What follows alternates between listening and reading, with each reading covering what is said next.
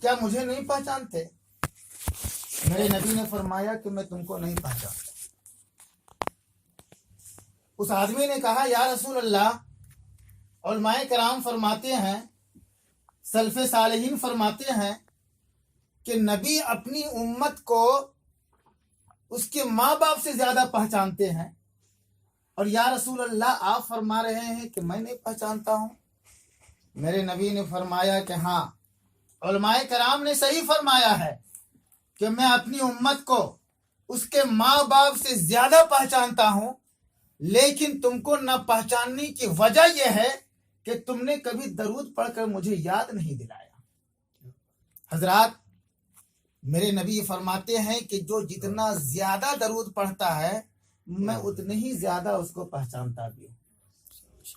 اور میرے نبی فرماتے ہیں کہ جو درود پڑھنا بھول گیا گویا وہ جنت کا راستہ بھول گیا۔ بہرحال ایک بار اور محبت کے ساتھ بارگاہ رسالت میں درود شریف کا نذرانہ پیش کیجیے۔ اللہم صلی علی سیدنا شفیعنا مولانا محمد بارک وسلم، صلو علیہ صلاۃ و سلام علیک یا رسول اللہ صلی اللہ تعالی علیہ وسلم۔ شاعر نے کہا کہ مدینے کے گدا دیکھے ہیں دنیا کے امام اکثر، مدینے کے گدا دیکھے ہیں دنیا کے امام اکثر، بدل دیتے ہیں تقدیریں محمد کے غلام اکثر، بدل دیتے ہیں محمد کے غلام اکثر۔ اور شاعر نے کہا کہ جب جذب کے عالم میں نکلے لب مومن سے، جب جذب کے عالم میں نکلے لب مومن سے، وہ بات حقیقت میں تقدیر الہی ہے، وہ بات حقیقت میں تقدیر الہی ہے۔ اور اعلیٰ حضرت عظیم البرکت ارشاد فرماتے ہیں کہ واہ کیا مرتبہ اے غوث ہے بالا تیرا، واہ کیا مرتبہ اے غوث ہے بالا تیرا، اونچے اونچوں کے سروں سے ہے قدم اعلیٰ تیرا، سر بھلا کوئی کیا جانے کہ ہے وہ کیسا تیرا، سر بھلا کوئی کیا جانے کہ ہے وہ کیسا تیرا، اولیاء ملتے ہیں آنکھیں وہ ہے تلوہ تیرا۔ حضرات، اولیاء کرام اپنی آنکھوں کو غوث اعظم کے قدم مبارک پر مس کرتے ہیں، اپنی آنکھوں سے حضرت غوث اعظم کے قدم مبارک کو بوسہ لیتے ہیں۔ جب ان کے قدم مبارک کا یہ عالم ہے تو ان کے سر کا کیا عالم ہوگا۔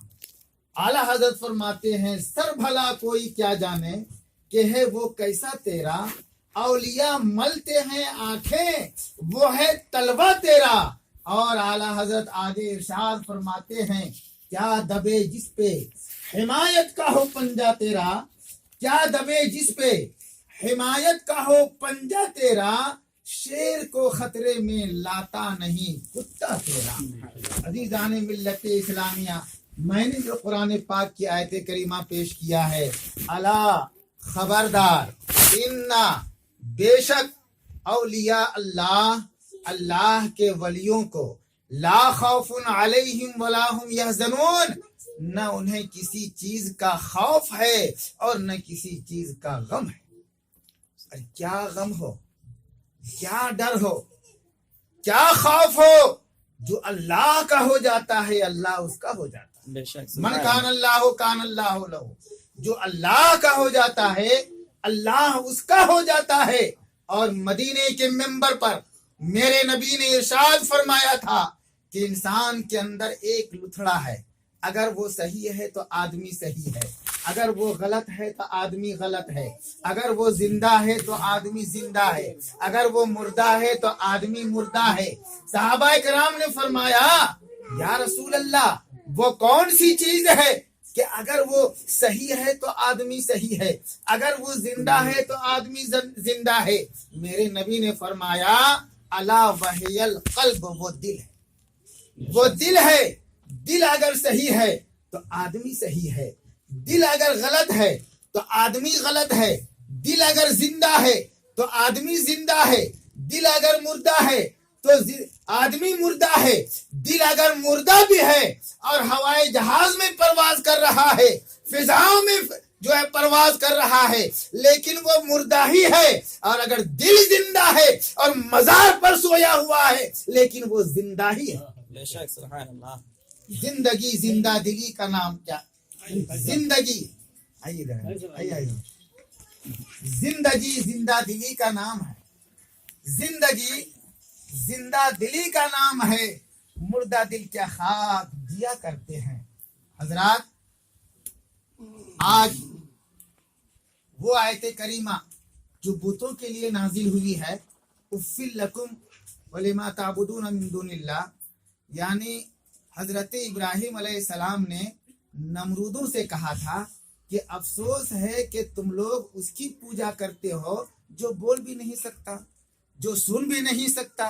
تو یہ آیت کریمہ بتوں کے لیے نازل ہوا تھا، اور آج کچھ ایسے لوگ ہیں جس کی حماقت کا کیا کہنا کہ وہ اس آیت کو اولیاء کرام کے شان میں بولتے ہیں، اولیاء کرام کے شان میں پڑھتے ہیں۔ تو میرے دوستوں اور بزرگوں، اللہ کے ولی تو اللہ کے دوست ہیں، اللہ کے ولی اللہ کے پیارے ہیں، اللہ کے ولی اللہ کے چاہنے والے ہیں۔ بت بت ہے، ولی ولی ہے، بت پہ اللہ کی مار ہے، اور بت پہ اللہ کی مار ہے، اور ولی پہ اللہ کا پیار ہے۔ بت پتھر کی مورت ہے اور ولی سنیوں کی ضرورت ہے۔ بت کی آنکھ میں لکیر ہے اور ولی کے آنکھ میں اللہ کی تاثیر ہے۔ بت کو کچھ کہو تو مردہ کا کان بن جاتا ہے، اور ولی کو کچھ کہو تو خدا خود کان بن جاتا ہے۔ بت کی اطاعت بت پرستی ہے، اور ولی کے دل میں خدا کی بستی ہے۔ اللہ تعالی ارشاد فرماتا ہے کہ خبردار، بے شک اللہ کے ولیوں کو نہ کسی چیز کا خوف ہے اور نہ کسی چیز کا ڈر ہے۔ آپ لوگوں نے دیکھا ہوگا کہ جب کسی آدمی کے اوپر جن سوار ہو جاتا ہے، جن سرایت کر جاتا ہے، جن سوار ہو جاتا ہے، تو آنکھیں اس شخص کی ہوتی ہیں لیکن دیکھنا جن کا ہوتا ہے، کان اس کا ہوتا ہے لیکن سننا جن کا ہوتا ہے، زبان اس کی ہوتی ہے لیکن بولنا جن کا ہوتا ہے، ہاتھ اس کا ہوتا ہے، طاقت جن کے ہوتی ہے، پیر اس کا ہوتا ہے، چلنا جن کا ہوتا ہے۔ بلا تمثیل جو فنا فی رسول ہو کر اللہ کے مقام تک پہنچتا ہے تو آنکھیں اس کی ہوتی ہیں، دیکھنا خدا کا ہوتا ہے، زبان اس کی ہوتی ہے، بولنا خدا کا ہوتا ہے، کان اس کا ہوتا ہے، سننا خدا کا ہوتا ہے، اشارہ اس کا ہوتا ہے، کام خدا کا ہوتا ہے۔ سبحان اللہ سبحان اللہ۔ درود پاک پڑھی، اللہم صلی علی سیدنا شفیعنا بارک وسلم، صلو علیہ صلاۃ و سلام علیک یا رسول اللہ، صلاۃ و سلام علیک یا حبیب اللہ صلی اللہ تعالی علیہ وسلم۔ اور میرے دوستو، یہ اظہر من الشمس ہے، آپ سب جان رہے ہیں کہ 11ویں شریف کا موقع ہے، 11ویں شریف کا مہینہ ہے، اور ہر جگہ غوث اعظم کے نام سے میلاد خوانی، فاتحہ خوانی، لنگر خوانی کا اہتمام کیا جا رہا ہے۔ اور ہمارا عقیدہ ہے کہ جس کو جتنی زیادہ محبت ہوتی ہے غوث پاک سے اتنی ہی زیادہ فیض بھی ملتا ہے، خدا غوث اعظم کی طرف سے اتنی ہی مدد ملتی ہے۔ میرے دوستوں اور بزرگوں، تو غوث اعظم رضی اللہ تعالی عنہ کی کچھ کرامتیں آپ سماعت کر لیں، اور اس کے بعد میں اپنی گفتگو کو ختم کر دوں گا۔ عزیزان ملت اسلامیہ، شاعر نے کہا جب جذب کے عالم میں نکلے لبے مومن سے، جب جذب کے عالم میں نکلے لبے مومن سے، وہ بات حقیقت میں تقدیر الہی ہے۔ حضرت غوث اعظم کی تو بے شمار اور بے انتہا ان گنت ان کی کرامتیں ہیں، بس ایک دو آپ سماعت کر لیجئے۔ حضرت غوث اعظم رضی اللہ تعالیٰ عنہ بغداد کی سرزمین میں ہیں۔ غوث اعظم فرماتے ہیں کہ میں ظہر کی نماز سے پہلے از قبل ظہر بیداری کے عالم میں جاگتے ہوئے میں نے حضور صلی اللہ علیہ وسلم کی زیارت کی، حضور صلی اللہ تعالی علیہ وسلم کی زیارت کی۔ حضور تشریف لائے اور حضور نے فرمایا، محمد رسول اللہ نے فرمایا کہ بیٹا تم واز کیوں نہیں بیان کرتے؟ حضرت غوث اعظم فرماتے ہیں کہ یا رسول اللہ، عرب کے بڑے بڑے فصحاء، بڑے بڑے علماء کے سامنے بولنے کی ہمت نہیں ہوتی ہے۔ محمد رسول اللہ صلی اللہ علیہ وسلم نے فرمایا کہ بیٹا اپنا منہ کو کھولو۔ غوث اعظم فرماتے ہیں کہ جب میں نے اپنا منہ کو کھولا تو محمد رسول اللہ صلی اللہ تعالی علیہ وسلم نے اپنا لعاب دہن کو میرے منہ میں انہوں نے ڈالا، اور ایک بار نہیں 7 مرتبہ۔ پھر حضور صلی اللہ تعالی علیہ وسلم نے فرمایا کہ بیٹا جا، اب تم جا کر خوب جا کر کے واز بیان کرو۔ غوث اعظم فرماتے ہیں کہ ظہر کی نماز کے بعد میں مسجد میں بیٹھ گیا اور میں جو ہے اپنی گفتگو شروع کر دیا، واز بیان کرنا شروع کر دیا، تقریر کرنا شروع کر دیا۔ غوث اعظم فرماتے ہیں کہ میری گفتگو سن کر، میری تقریر کو سن کر لوگ خود بخود آنا شروع ہو گئے، اور دھیرے دھیرے ایک دو نہیں بلکہ ہزاروں ہزار لوگوں کا ازدحام ہو گیا، ہزاروں لوگوں کی بھیڑ ہو گئی۔ غوث اعظم فرماتے ہیں میں نے دیکھا اسی مجمع میں حضرت علی رضی اللہ تعالیٰ عنہ بھی تشریف فرما، اور حضرت علی تشریف لائے اور کہا کہ بیٹا تم واز جو ہے کھل کر کیوں بیان نہیں کر رہے ہو؟ غوث اعظم نے کہا حضور اس لیے کہ بڑے بڑے علماء اور اس قدر بھیڑ بھاڑ ہے کہ ہمت نہیں ہوتی ہے۔ حضرت علی نے فرمایا کہ اپنا منہ کھولو۔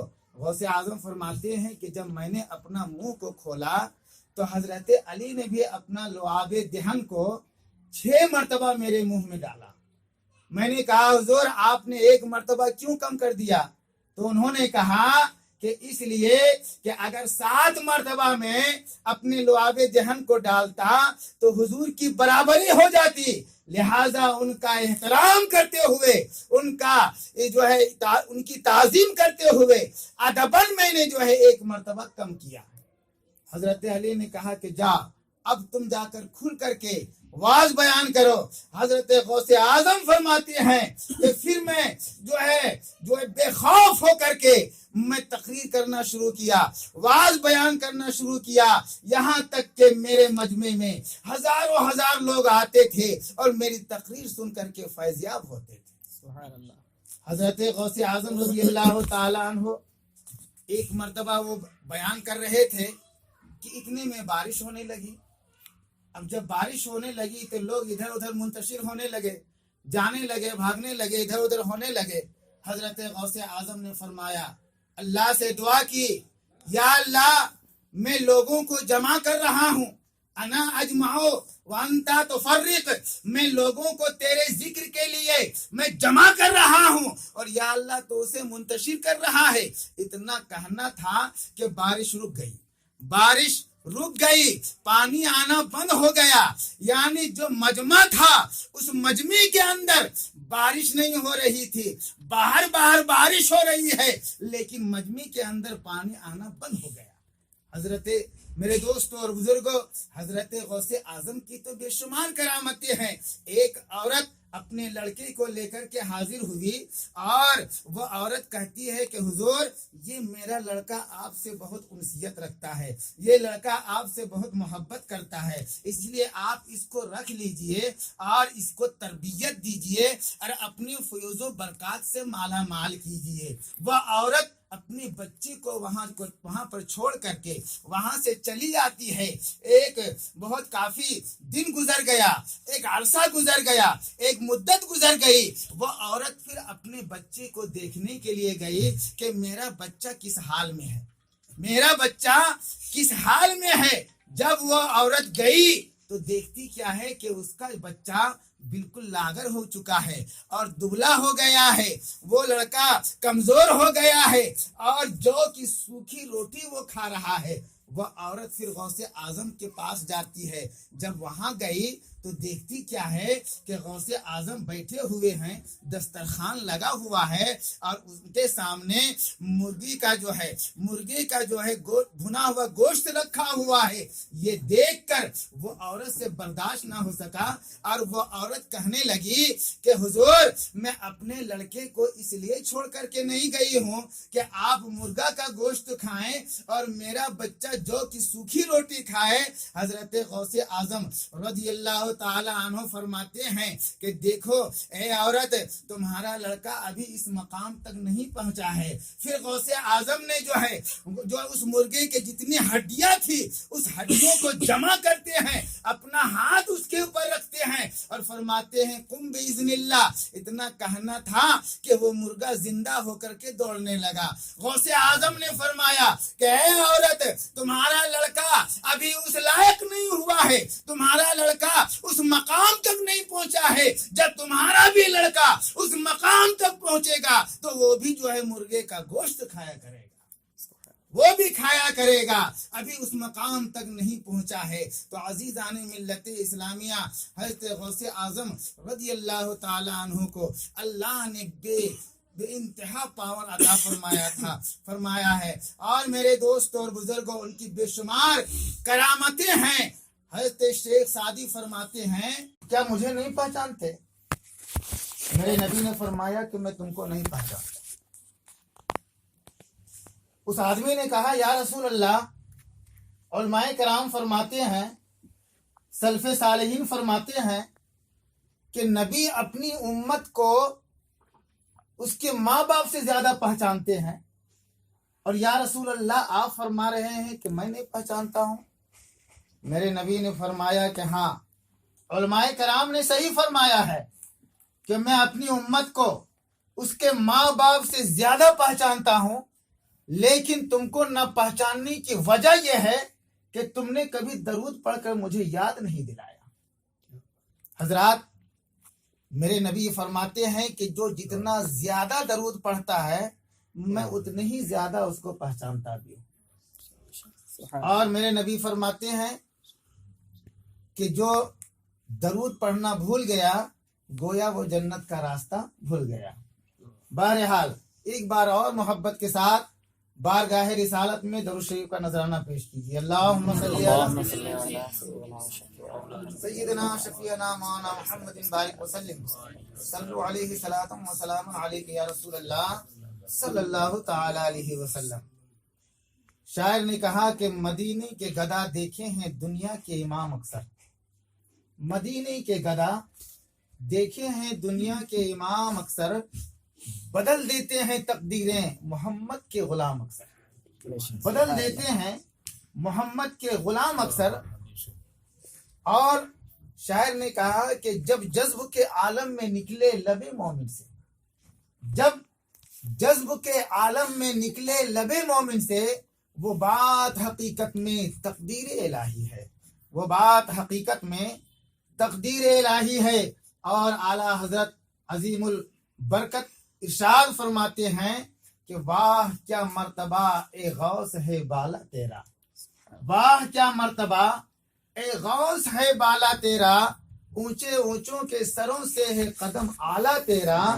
سر بھلا کوئی کیا جانے کہ ہے وہ کیسا تیرا, سر بھلا کوئی کیا جانے کہ ہے وہ کیسا تیرا. اولیاء ملتے ہیں آنکھیں وہ ہے تلوا تیرا. حضرات, اولیاء کرام اپنی آنکھوں کو غوث اعظم